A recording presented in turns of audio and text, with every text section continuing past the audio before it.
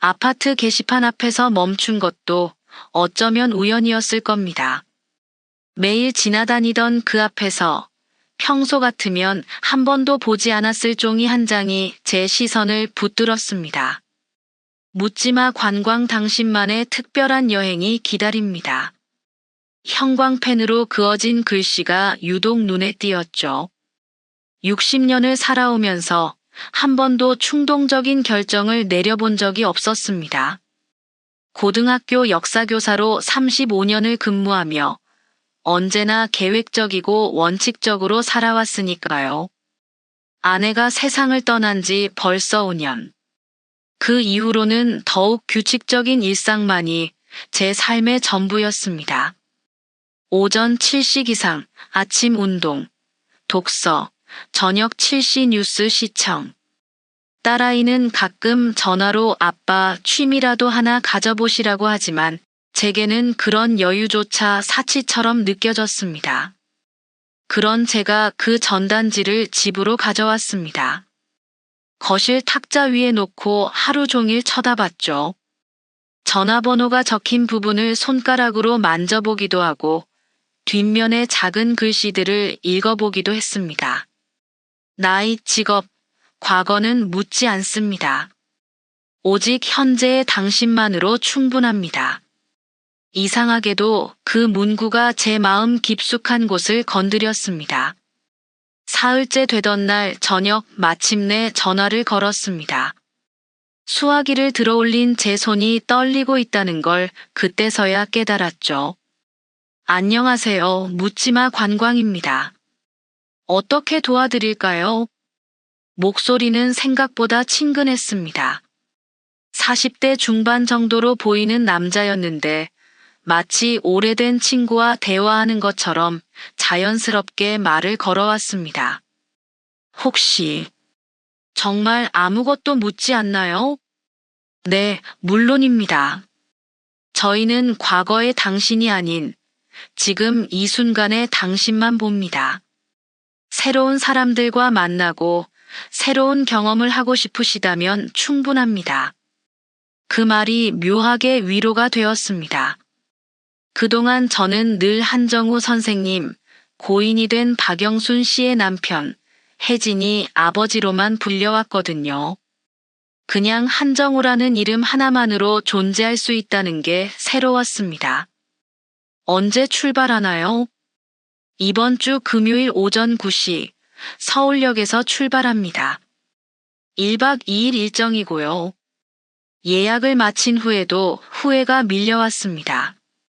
제가 뭘 하고 있는 건지 모르겠더군요. 하지만 이상하게도 그 후회마저 달콤했습니다. 오랜만에 느끼는 설렘이었으니까요. 금요일 아침 서울역 대합실에는 저처럼 어색해 보이는 사람들이 몇 명 모여 있었습니다. 대부분 50대 이상으로 보였고 모두들 조심스럽게 서로를 훔쳐보고 있었습니다. 진행자가 나타났을 때 그는 예상보다 훨씬 세련된 모습이었습니다. 안녕하세요, 여러분. 오늘부터 이틀 동안 함께할 김민수입니다. 규칙은 간단해요. 서로의 과거는 묻지 않고 현재만 이야기하는 겁니다. 그리고 그가 웃으며 봉투들을 나눠주었습니다. 각자 짝을 정해드렸습니다. 이틀 동안 함께 다닐 파트너예요. 제가 받은 봉투를 뜯어보니 서연이라는 이름이 적혀 있었습니다. 주변을 둘러보니 한 여자분이 저를 보고 계시더군요. 55세 정도로 보이는 그녀는 차분한 미소를 지으며 제게 다가왔습니다. 안녕하세요. 저는 서연이에요. 한정우입니다. 첫인상은 따뜻했습니다. 단정한 옷차림에 은은한 향수 냄새, 그리고 뭔가 슬픔을 머금은 것 같은 눈빛이 인상적이었죠. 기차 안에서 나란히 앉아 창밖을 바라보며 조심스럽게 대화를 나누기 시작했습니다. 이런 여행 처음이세요? 서연이 먼저 말을 걸었습니다. 네, 솔직히 아직도 제가 왜 여기 있는지 모르겠어요. 저는 웃으며 대답했습니다. 저도 마찬가지예요. 그런데 이상하게 후회는 안 되네요. 그녀의 목소리에는 제가 느끼고 있는 것과 비슷한 무엇인가가 있었습니다. 외로움이었을까요? 아니면 새로운 시작에 대한 갈망이었을까요? 목적지는 강원도의 작은 해안 마을이었습니다. 파도 소리가 끊임없이 들리는 펜션에 도착했을 때 저는 언제 마지막으로 바다를 봤는지 기억할 수 없었습니다. 아내와 함께 다녔던 여행도 대부분 산이었거든요. 저기 등대 보이세요? 서연이 방에 짐을 풀고 나와서 말했습니다. 산책하러 가볼까요? 오후의 바닷바람이 시원했습니다. 등대까지 이어진 산책로를 따라 걷는 동안 우리는 조금씩 마음의 문을 열기 시작했습니다. 과거는 말하지 않기로 했지만 현재의 감정만으로도 충분히 공감할 수 있었습니다. 요즘 뭐가 제일 그리우세요? 서연이 물었습니다. 누군가와 함께 웃어본 게 언제였는지 모르겠어요. 저는 원래 재미없는 사람이라고 생각했는데 혹시 그냥 웃을 상대가 없었던 건 아닐까 싶기도 하고요. 서연이 작게 웃었습니다. 그 웃음이 참 예뻤습니다. 저도 비슷해요. 오랫동안 웃는 법을 잊고 살았던 것 같아요. 등대 앞 벤치에 앉아 노을을 바라보며 이야기를 이어갔습니다. 서연은 조심스럽지만 따뜻한 사람이었습니다.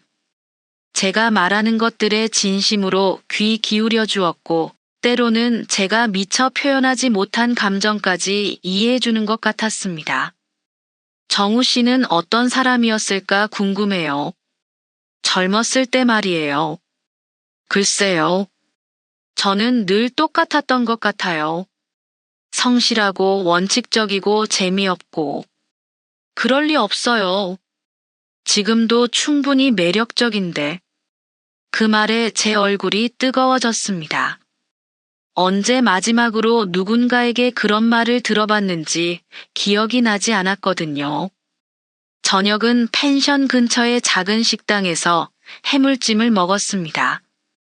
소주 한 병을 시켜서 나눠 마시며 이야기는 더욱 깊어졌습니다.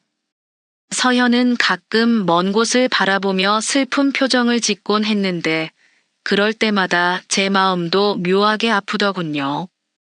혹시 서연이 조심스럽게 입을 열었습니다. 후회하는 일이 있으세요? 그 질문에 저는 한참을 생각했습니다. 후회라. 살다 보면 수없이 많은 후회가 쌓이죠. 하지만 그 순간 가장 먼저 떠오른 건 제자들에 대한 기억이었습니다. 가르쳤던 아이들 중에 더 관심을 기울여 줬다면 달라졌을지도 모르는 아이들이 있어요.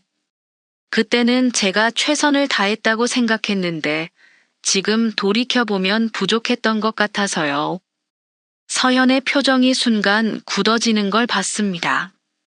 하지만 곧 다시 따뜻한 미소를 지으며 제 손을 살짝 잡았습니다. 분명 좋은 선생님이셨을 거예요. 그날 밤 펜션으로 돌아와서도 우리는 로비에서 오랫동안 이야기했습니다. 다른 참가자들은 이미 방으로 들어간 후였죠. 조용한 공간에서 둘만 있으니 더욱 친밀감이 느껴졌습니다. 이상해요. 서연이 말했습니다. 처음 만났는데 이렇게 편할 수가 있을까요? 저도 그래요. 마치 어디선가 만난 적이 있는 것 같기도 하고. 그 말을 하고 나서 서연의 눈빛이 흔들리는 걸 봤습니다. 뭔가 말하려다가 참는 것 같았죠. 내일 아침에 다시 등대에 가볼까요? 제가 제안했습니다. 좋아요. 일출을 보면서 걸어요. 다음 날 새벽 우리는 약속한 대로 등대로 향했습니다. 이른 시간이라 아무도 없는 해변을 혼자 걸으며 저는 이상한 감정에 휩싸였습니다. 이게 사랑일까요? 아니면 단순한 외로움의 달램일까요? 60년을 산 남자가 이런 감정을 느낀다는 게 우스울 수도 있지만 그 순간만큼은 20대 청년이 된 것 같았습니다. 일출을 바라보며 서현이 말했습니다. 정우 씨, 이 순간을 기억해 주세요. 저도 오래오래 기억할 거예요. 그때 저는 그녀가 왜 그런 말을 하는지 몰랐습니다. 그저 아름다운 순간을 공유하고 싶어서 하는 말이라고 생각했죠. 해변을 걸으며 우리는 자연스럽게 손을 잡았습니다. 서연의 손은 차가웠지만 제 손을 꽉 잡고 있었어요. 그 온기가 제 전신으로 퍼져나가는 걸 느꼈습니다. 정우 씨.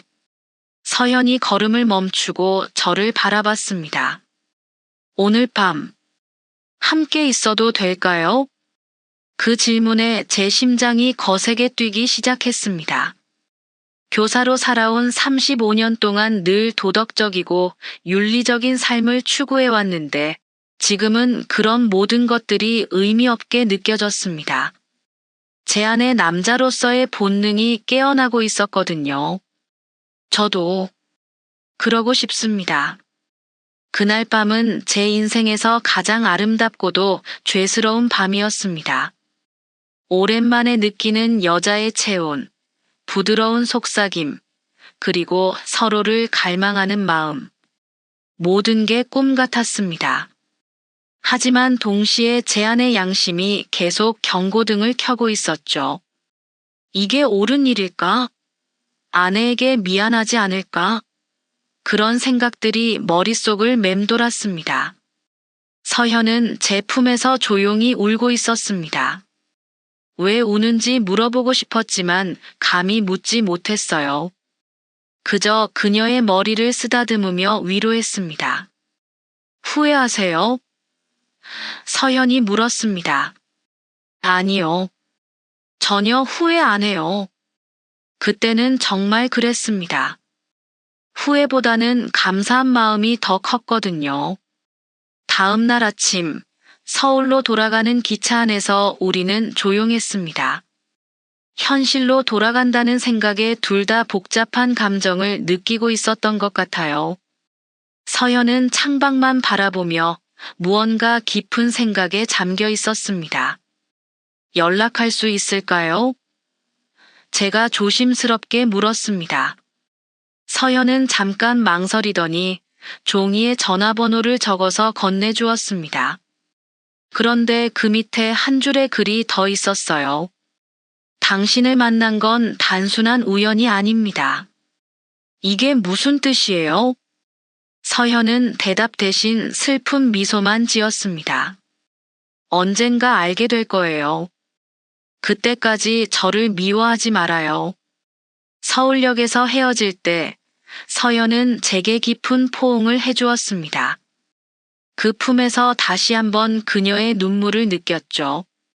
여행에서 돌아온 후 일주일 동안 저는 완전히 다른 사람이 되었습니다. 평소보다 일찍 일어나서 거울을 더 오래 보기도 하고 옷차림에도 신경을 쓰게 되었어요. 서현이 남긴 쪽지를 매일 읽어보며 그 의미를 곱씹어 보기도 했습니다. 하지만 전화를 걸 용기는 나지 않았습니다. 뭐라고 말해야 할지 모르겠더군요. 그저 그녀가 남긴 번호를 휴대폰에 저장해두고 가끔 바라보기만 했어요. 그러던 어느 날 저녁 갑자기 가슴에 날카로운 통증이 왔습니다. 숨을 쉬기 어려워지면서 식은땀이 흘렀어요. 급성 심근경색이었습니다. 다행히 이웃이 발견해서 119에 신고해줬고 저는 의식을 잃은 채 병원으로 실려갔습니다. 눈을 떴을 때는 중환자실이었습니다. 온갖 기계들이 제 몸에 연결되어 있었고 가슴에는 심한 압박감이 느껴졌어요. 간호사가 의사를 불러왔고 다행히 수술은 성공적이었다는 말을 들었습니다. 가족분이 오셨네요. 의사가 말했습니다. 딸이 왔나 싶어서 고개를 돌렸는데 문 앞에 서 있는 건 서연이었습니다. 제 눈을 의심했어요. 어떻게 제가 여기 있다는 걸 알았을까요? 정우 씨. 서연이 제 침대 옆으로 다가왔습니다. 그런데 그녀의 표정이 여행 때와는 완전히 달랐어요. 무겁고 슬프고 그리고 뭔가 결심한 듯한 표정이었습니다. 어떻게 여기 있다는 걸. 저는 이 병원에서 일해요. 간호사예요. 첫 번째 충격이었습니다. 그렇다면 정말 우연이었을까요? 보호자가 없다고 해서 제가 나서게 됐어요. 서연이 의자에 앉으며 제 손을 잡았습니다. 그런데 그 손길에서 여행 때 느꼈던 따뜻함이 아닌 차가운 무엇인가가 느껴졌어요. 정우 씨, 저는 당신에게 말해야 할 것이 있어요. 제 심장 박동 모니터 소리가 빨라지기 시작했습니다. 15년 전 당신이 가르쳤던 학생 중에 박민호라는 아이가 있었어요. 그 이름을 듣는 순간 제 기억 속에서 한 아이의 모습이 떠올랐습니다. 내성적이고 조용했던 아이. 항상 혼자 있는 걸 좋아했던 그 아이가 제 아들이에요. 두 번째 충격이 파도처럼 밀려왔습니다. 서연, 박서연. 그 아이의 어머니였구나. 민호는 고3 때 스스로 세상을 떠났어요. 그 이후로 저는 당신을 원망하며 살았습니다. 제 머릿속이 하얗게 변했습니다. 박민호. 그 아이가 왜 그런 선택을 했는지 당시에도 이해할 수 없었는데 그 어머니가 바로 서연이었다니. 왜 아무도 제 아이를 도와주지 않았을까? 왜 선생님들은 아무도 몰랐을까? 그런 생각만 했어요. 서연의 눈에서 눈물이 흘러내렸습니다. 그런데 묻지마 관광에서 당신을 만났어요. 처음에는 우연이라고 생각했는데. 우연이 아니었나요? 아니요. 저는 당신이 그 여행에 참가한다는 걸 알고 있었어요. 당신을 만나서 뭐라고 해야 할지 몰랐지만 분명 해야 할 말이 있다고 생각했어요. 제가 왜 그 전단지를 보게 되었는지, 왜 갑자기 충동적으로 전화를 걸었는지 모든 게 이해되기 시작했습니다. 그런데 서연이 제 손을 더 꽉 잡았습니다. 당신을 만나보니 제가 생각했던 사람과 달랐어요. 따뜻하고 외롭고 상처받기 쉬운 그냥 한 사람이었어요. 서연 씨. 그래서 더 혼란스러워졌어요. 미워해야 할 사람을 좋아하게 됐거든요. 정말 좋아하게 됐어요. 그 고백에 제 가슴이 더욱 아파왔습니다. 물리적인 고통보다 훨씬 깊은 아픔이었어요. 저도 민호에 대해서 말씀드릴 게 있어요. 저는 힘겹게 입을 열었습니다. 그동안 누구에게도 말하지 못했던 이야기였어요. 그 아이가 마지막으로 저를 찾아왔어요. 상담을 요청했었는데 서연의 눈이 커졌습니다. 그때 저는 너무 바빴어요. 다른 업무에 치여서. 나중에 시간 날 때 이야기하자고 했거든요. 그런데 목이 메어서 말을 이어가기 어려웠습니다. 그 나중에는 오지 않았어요. 일주일 후에 그 아이가 그런 일이 일어났다는 소식을 들었죠. 서연이 조용히 울고 있었습니다. 15년 동안 저도 후회했어요. 그때 제가 시간을 내서 그 아이 이야기를 들어줬다면 혹시 달라졌을지도 모른다는 생각을 수없이 했습니다. 정우 씨. 저는 선생이라는 이름이 부끄러워서 은퇴했어요. 더 이상 아이들을 가르칠 자격이 없다고 생각했거든요. 침묵이 흘렀습니다. 기계음과 복도의 발걸음 소리만이 우리 사이의 정적을 메우고 있었어요. 민호가 마지막에 제게 뭐라고 했는지 아세요? 서연이 입을 열었습니다. 저는 대답할 수 없었습니다. 엄마, 한정우 선생님은 좋은 분이야. 나를 이해하려고 노력해 주시거든. 이라고 했어요. 그 말에 제 눈에서도 눈물이 흘러나왔습니다. 그 아이는 당신을 원망하지 않았어요. 오히려 감사해 했다고요. 그런데 저만 당신을 미워하고 있었던 거예요. 서연 씨, 미안해요. 정말 미안해요.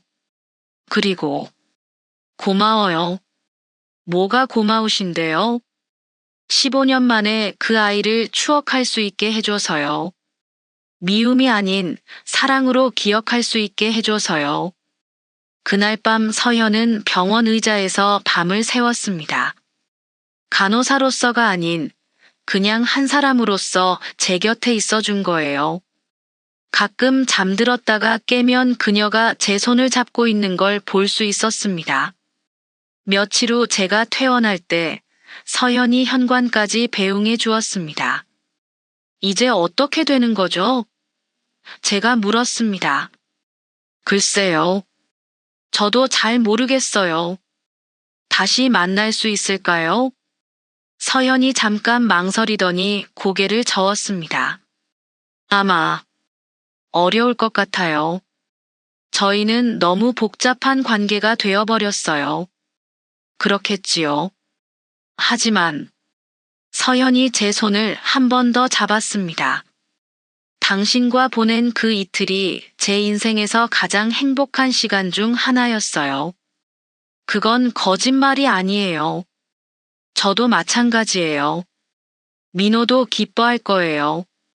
엄마가 드디어 미움을 내려놓았다고요. 그렇게 우리는 헤어졌습니다. 연락처를 교환하지도 않았고 언제 다시 만날 것이라는 약속도 하지 않았어요. 그저 서로에게 잘 지내세요라는 인사만 남기고 각자의 길로 돌아갔습니다. 집으로 돌아온 후 저는 오랫동안 그 일을 곰곰 생각해 보았습니다. 사람과 사람 사이의 인연이란 게 정말 신기한 것 같아요. 15년 전 제가 놓친 한순간이 한 어머니의 인생을 송두리째 바꿔놓았고 그 어머니가 다시 제 인생에 나타나서 저를 치유해 주었습니다. 아이러니했죠. 제가 상처를 준 사람에게서 위로를 받는다니. 한 달 후 딸아이가 찾아왔습니다. 제 건강을 걱정해서 온 거였는데 평소와 다른 제 모습을 보고는 의아해했어요. 아빠, 요새 뭔가 달라지신 것 같아요. 표정도 밝아지셨고 어떻게 설명해야 할지 몰랐습니다. 딸에게 아버지가 묻지마 관광을 다녀왔다고 그리고 그곳에서 만난 여자와 하룻밤을 보냈다고 말할 수는 없잖아요. 그냥 새로운 걸 경험해 보니까 좋더구나. 무슨 새로운 경험이요? 여행도 다녀오고 사람들도 새로 만나보고. 딸은 의외라는 표정을 지었습니다. 하지만 제가 달라진 모습을 보며 기뻐하는 것 같았어요. 앞으로도 그렇게 지내세요. 아빠가 혼자만 계시는 거 보기 안쓰러웠거든요. 그날 저녁 딸을 배웅하고 나서 저는 서연이 남긴 쪽지를 다시 꺼내봤습니다. 당신을 만난 건 단순한 우연이 아닙니다. 이제 그 의미를 완전히 이해할 수 있었어요. 며칠 후 우편함에서 예상치 못한 편지 하나를 발견했습니다. 보낸 사람 이름이 적혀 있지 않았지만 필체를 보는 순간 서연이라는 걸 알 수 있었어요. 떨리는 손으로 봉투를 뜯었습니다. 정우 씨에게 잘 지내고 계시겠죠? 저는 요새 많이 달라졌어요. 15년 만에 처음으로 민호 사진을 웃으면서 바라볼 수 있게 됐거든요. 그동안은 그 아이 얼굴을 제대로 볼 수가 없었어요. 너무 미안하고 원망스러워서요. 당신과 만나고 나서 깨달았어요. 민호는 분명 행복했을 거라는 걸요. 짧은 시간이었지만 좋은 선생님들과 친구들을 만났고 사랑하는 엄마도 있었으니까요. 그 아이가 마지막에 한 선택은 저희들 탓이 아니에요. 그냥 그 아이만의 이유가 있었던 거겠죠. 정우 씨도 자책하지 마세요. 당신은 충분히 좋은 선생님이었어요. 완벽한 사람은 없잖아요. 모든 아이들을 다 구할 수는 없는 거예요. 우리가 함께했던 그 이틀. 정말 꿈 같은 시간이었어요. 한 번도 후회한 적 없어요. 오히려 감사해요. 제가 여전히 사랑할 수 있는 사람이라는 걸, 누군가를 진심으로 좋아할 수 있다는 걸 알게 해줘서요. 다시 만나지는 못하겠지만 서로 좋은 기억으로 남았으면 좋겠어요. 당신이 행복하길 바라요. 진심으로. 박서연. 편지를 다 읽고 나니 눈물이 났습니다. 기쁜 눈물이었어요. 서연이 드디어 평화를 찾았다는 게 느껴졌거든요. 그 후로 저는 정말 많이 달라졌습니다. 평소 하지 않던 일들을 해보기 시작했어요. 동네 도서관에서 아이들에게 역사 이야기를 들려주는 자원봉사도 하고, 홀로 사는 노인분들과 함께 식사하는 모임에도 나가고요. 뭔가 베풀고 싶은 마음이 생겼습니다. 6개월이 지난 어느 날, 우연히 그 병원 근처를 지나다가 서현을 봤습니다. 흰 간호복을 입고 휠체어를 탄 할머니를 돌보고 있는 모습이었어요. 예전보다 훨씬 밝은 표정이었습니다. 저는 그냥 멀리서 바라보기만 했어요. 다가가서 인사를 나눌 수도 있었지만 그러지 않았습니다. 서로에게는 아름다운 기억으로 남아있는 게 더 좋을 것 같았거든요. 지금 이 이야기를 하는 건 2년이 지난 후예요. 저는 여전히 혼자 살고 있지만 외롭지 않습니다. 도서관 아이들이 기다리고 있고, 동네 어르신들과의 모임도 있고, 딸아이도 자주 찾아와요. 무엇보다 제 마음속에 따뜻한 기억 하나가 자리 잡고 있거든요. 가끔 그 해안가 등대를 생각해요. 일출을 바라보며 서현과 걸었던 그 길을 말이에요. 그때의 바닷바람과 파도 소리, 그리고 그녀의 따뜻한 손길. 모든 게 생생해요. 사람들은 제게 다시 사랑을 찾을 생각이 없냐고 묻기도 해요. 하지만 저는 괜찮다고 대답합니다. 평생에 그런 설렘을 2번이나 느꼈으니 충분히 행복한 인생이라고 생각해요. 아내와 함께했던 30년 그리고 서현과 함께한 이틀. 둘 다 소중한 선물이었어요. 그 묻지마 관광 전단지는 지금도 제 책상 서랍에 보관되어 있습니다. 가끔 꺼내보며 그때를 떠올려요. 60년을 산 인생에서 가장 충동적이었던 결정이 가장 아름다운 추억을 만들어줬다는 게 신기해요. 서연에게도 전하고 싶은 말이 있어요. 당신이 저를 용서해줘서 고마웠다고, 그리고 당신과 민호 모두 제 마음속에 소중한 자리를 차지하고 있다고요. 언젠가 다시 만날 날이 있다면 그때는 부담 없이 차 한 잔 마시며 근황이라도 물어보고 싶어요. 지금도 가끔 해안가에 혼자 여행을 가요. 등대 앞 벤치에 앉아 노을을 바라보며 그때를 그리워하죠. 하지만 슬프지는 않아요. 그 기억이 제게는 위로가 되거든요. 누군가에게는 단순한 일탈로 보일 수도 있겠지만 저에게 그 여행은 제2의 인생을 시작하게 해준 전환점이었어요.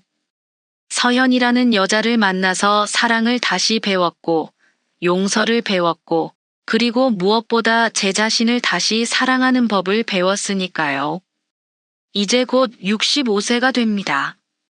나이가 들수록 깨닫는 건 인생에서 가장 중요한 건 완벽함이 아니라 진심이라는 거예요.